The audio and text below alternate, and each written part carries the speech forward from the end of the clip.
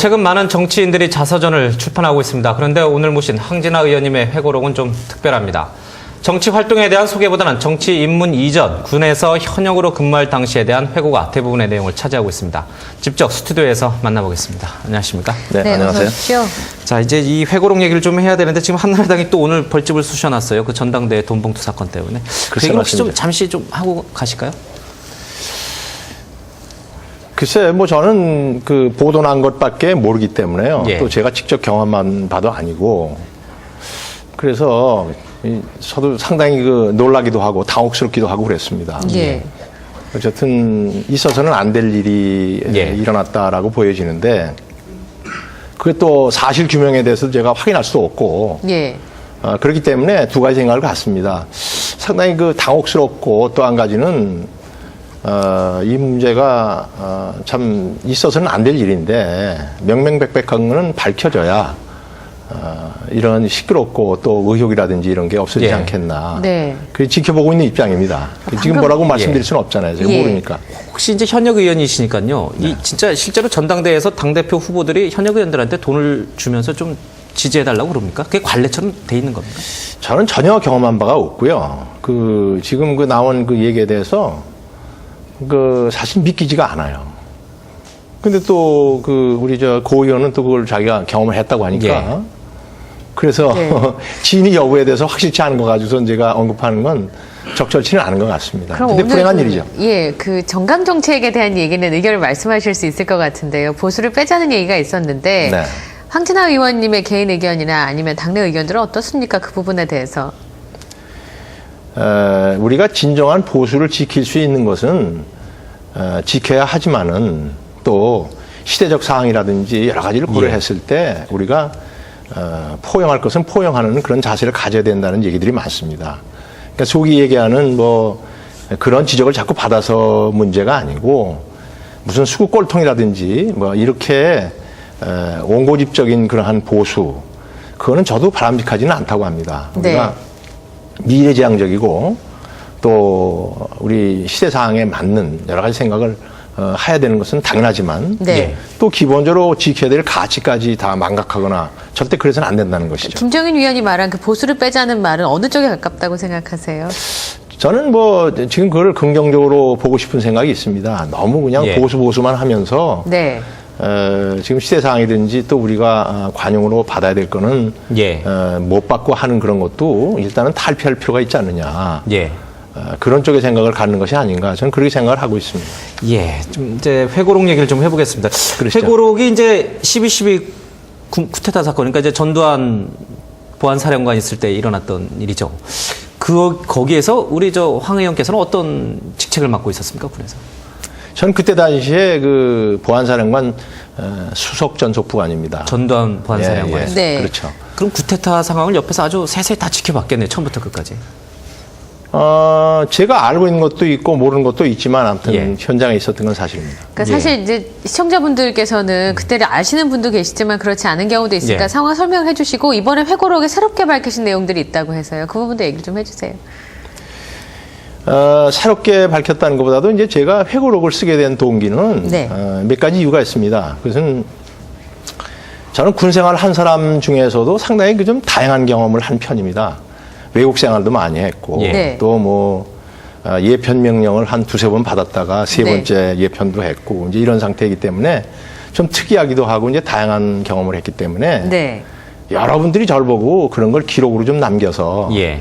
또 많은 사람과 공유도 하고 또 좋은 경험이고 다양한 경험이니까 후배들한테도 보탬이 될 수 있도록 하면 좋겠다. 그래서 책을 예. 쓰라고 그랬는데 네. 사실 저는 쓰질 않았었어요. 왜냐하면은 제가 계속적으로 군대 생활을 하고 열심히 활동하는 도중에 있는 그러한 입장에서 책을 쓴다는 거는 예.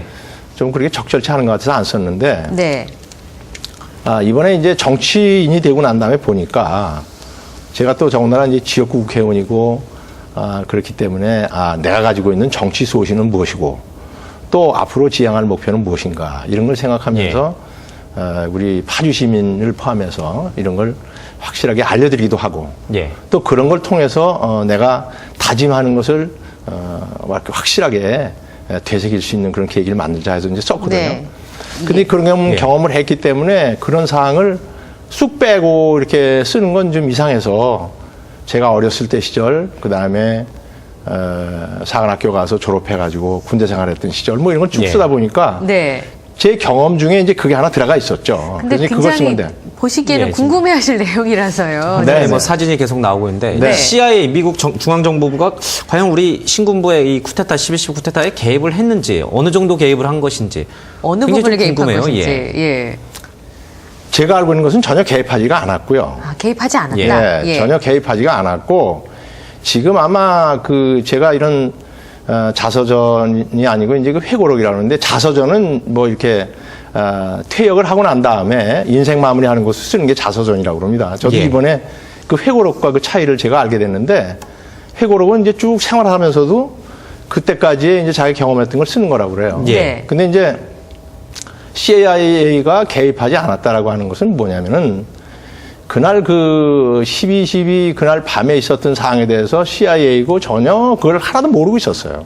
그날 밤에. 네, 그날 쿠데타 밤까지도 자체를. 하나도 모르고 있었다가 지금 군이 막 움직이고 또 뭐라 그럴까 상황이 굉장히 뭐 정치적인 동요라든지 예. 우리 안정이 막 흔들흔들하니까 그때 이제 CIA 한국부장을 하고 있었던 한국지부장을 하고 있었던 브루스터 씨가 예.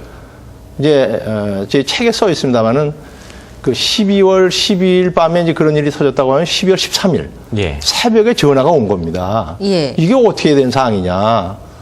상당히 군이 막 움직이고 막 대체해가지고 큰 일이 날 것 같은데 걱정스럽다. 네. 예. 그러면서 그런 상황을 봤을 때 이게 좀 이게 안정이 되고 그래야 되는데 응? CIA 지부장 입장에서는 내가 도움이 될 수 있는 일은 뭐가 있느냐? 이게 사태를 안정시켜야지 위태로운 상황으로 자꾸 가면 걱정이 돼서 그런다는 식으로 얘기를 하더라고요. 그래서 제가 이제 그런 얘기를 한번 통역을 하게 되다 보니까 예. 이제 전두환 그때 사령관한테 그런 얘기를 묻는 겁니다. 그 이제 제가 통역을 했는데 그런 사항을 얘기를 하면서 자기가 어떻게 하는 것이 이 사태를 안정시키는 데 도움이 되겠나. 그 전까지는 아무것도 모르고 있다가 네. 그렇게 이제 묻더라고요. 그래서 제가 통역한 걸 기억을 하면은 예를 들면은 그때 최규하 대통령께서 예. 노재현 장관을 찾고 있는데 아직 소재가 파기되고 있질 않다. 국방장관. 예. 노재현 국방장관이 그러니까는 찾아보겠다. 자기도 예. 어디 있는지 뭐 소재를 한번 파악을 해보겠다. 그렇게 얘기를 하고 난 다음에 한 뭐 20분쯤 한 30분쯤 지나서 연락이 예. 온 거예요. 확인해 보니까 위치를 알았다. 네. 그 이제 그러면서 최초에 얘기했던 것이 뭐냐면은 지금 최규하 대통령이 찾고 있는데 연락이 안 되고 그러다 보니까 이 사태가 자꾸 불안하고 이렇게 되고 있으니까 최규하 대통령한테 연락이 된다라면 빨리 갔으면 좋겠다라는 것까지 전했으면 좋겠다. 이제 이런 얘기가 됐거든요. 예. 그러니까 전두환 사령관이 그런 말씀을 하니까 아마 브루스턴 씨가 노재현 그 장관한테다가 그런 걸 연락을 했던 것 같아요. 그러니까 한 20, 30분이 연락이 와가지고서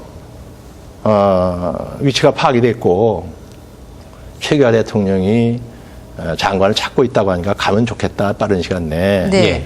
이제 그렇게 전달했다고 하면서 신변 안전에 대해서도 좀 확실하게 예. 했으면 좋겠다. 이런 네. 얘기를 하니까 신변 안전에 있어서야 뭐 당연히 이제 전두환 사령관께서 자기가 할 수 있는 다 하겠다라고 얘기를 했었죠.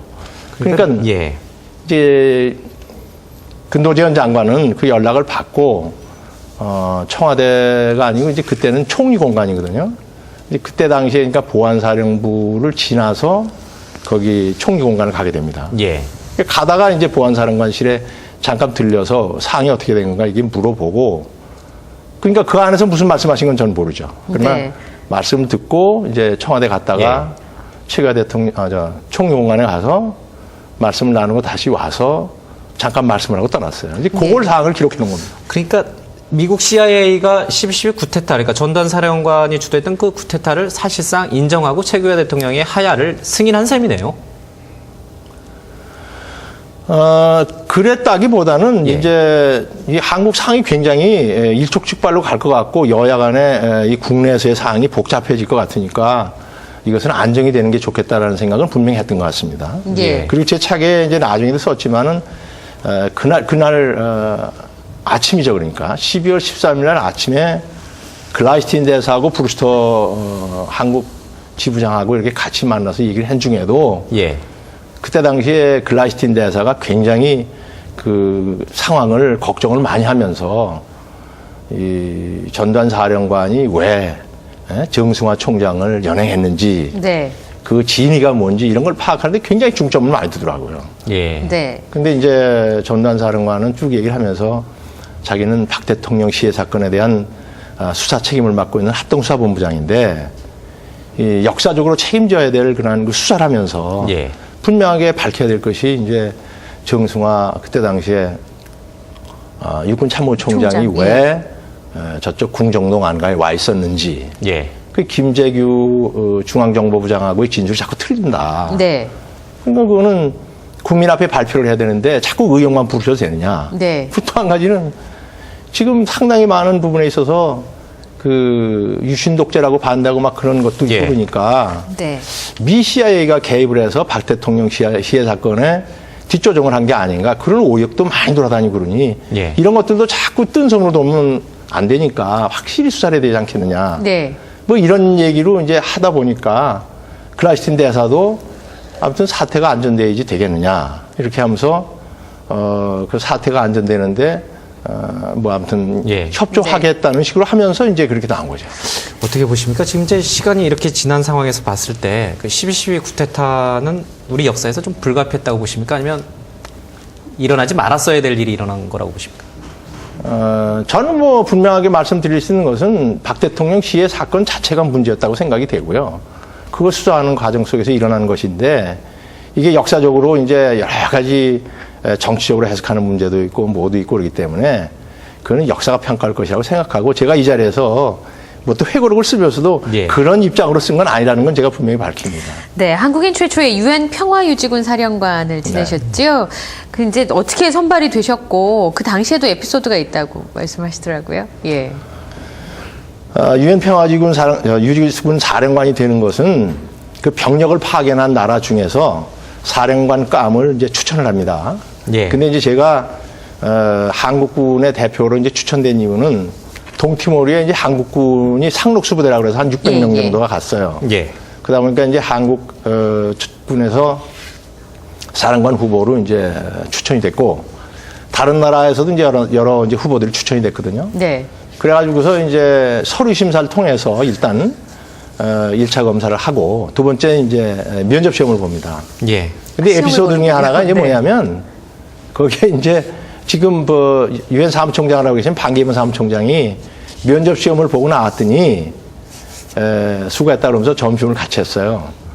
근데 점심 먹고 나면은 이제 그 중국집에서는 미국에서는 그 포춘 쿠키라고 안에 딱 열면 뭐 들어있는 이렇게 거 안에 말씀하시죠? 싸면은 예. 그 일종의 그날의 그 운수 같은 것을 쓴 그런 게 나오거든요. 그게 예. 이제 포춘이라고 하는 네. 그게 나오는데 거기에서 써 있는 것이 뭐냐면은 그러니까 당신에게 지금 굉장히 엄청난 그런 기회가 기다리고 있으니까 아, 네. 준비를 하셔. 이런 식으로 이제 영어가 되어 있는 거예요. 그러니까 재밌네요. 아주 참 그 묘하게 그 시간에 맞는 그런 예. 내용 아닙니까? 그래서 이제 반기문 사무총장께서는 그때 나한테 준 포춘 쿠키 때문에 예. 나한테 행운을 갖다 줬다 이런 예. 얘기를 하면서 네. 지금 사무총장을 하면서도 가끔 그 말씀을 하신다는 거예요. 네. 저도 이제 굉장히 그 재미있는 기억으로 남아 있고요. 예. 시간이 쿠키를 좀 저도 좀 주시고 우리 시청자분들에게 제가 기회 되면 또 많이 드리겠습니다. 예. 시간이 많지 않아서 오늘 황진아 의원님의 말씀 여기까지 드릴게요. 오늘 고맙습니다. 고맙습니다. 네, 고맙습니다. 네.